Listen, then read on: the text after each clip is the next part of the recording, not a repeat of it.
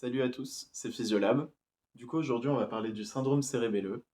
Je ne sais pas si vous avez déjà vu la vidéo sur les ataxies et les généralités. Si ce n'est pas le cas, je vous invite à le voir parce que c'est des prérequis pour que vous compreniez le syndrome cérébelleux.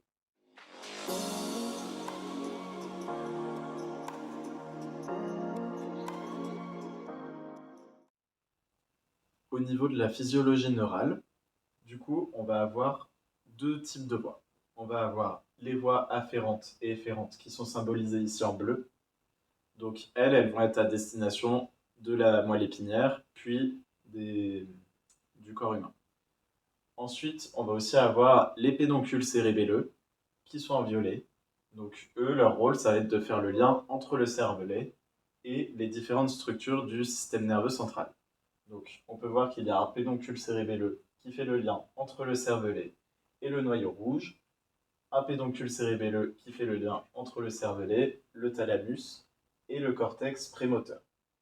Au niveau des voies afférentes et efférentes, elles vont être liées à deux types de structures dans le système nerveux central.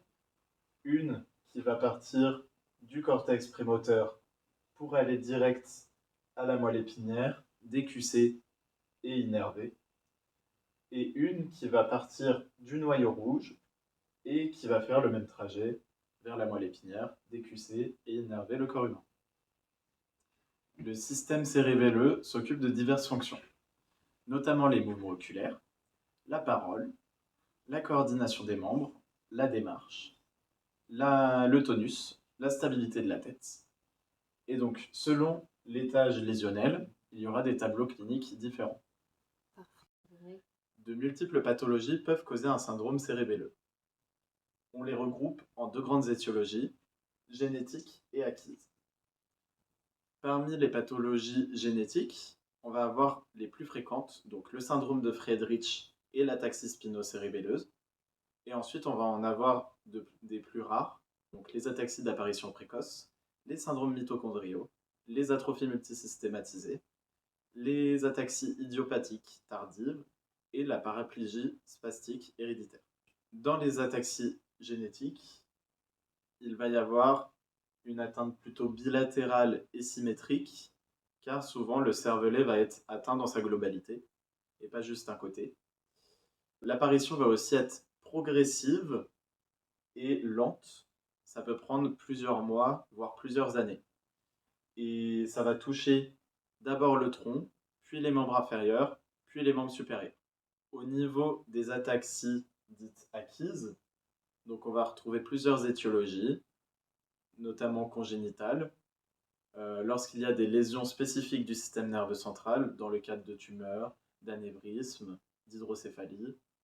On va aussi avoir des causes infectieuses, notamment transmises par le VIH, la maladie de Lyme, la syphilis, des causes traumatiques, donc lors d'anoxie, lors de traumatismes crâniens, des épilepsies chroniques et des troubles métaboliques.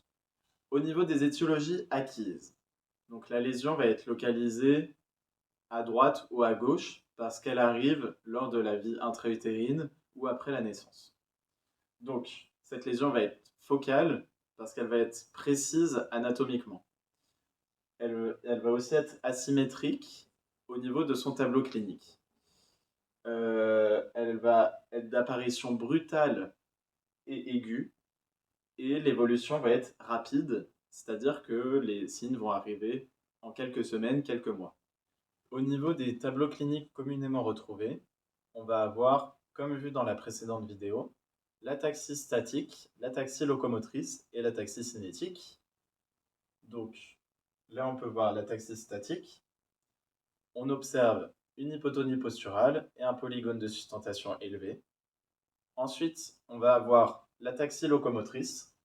Donc ici, on va observer une démarche ébrieuse et aussi un polygone de sustentation élevé, mais cette fois-ci en dynamique. Ensuite, on va avoir l'ataxie cinétique. Donc là, on va observer une dysynergie, qui sont des mouvements irréguliers, une dysmétrie ou une hypermétrie, des tremblements en fin de mouvement. Donc, tous ces signes et symptômes vont maintenant vous aider à orienter votre prise en charge, parce que vous allez agir essentiellement sur ces symptômes pour améliorer la qualité de vie de votre patient. Merci d'avoir regardé cette vidéo. N'hésitez pas à liker, la partager. Si vous avez des questions ou des remarques, n'hésitez pas à commenter. Et on vous dit à une prochaine fois.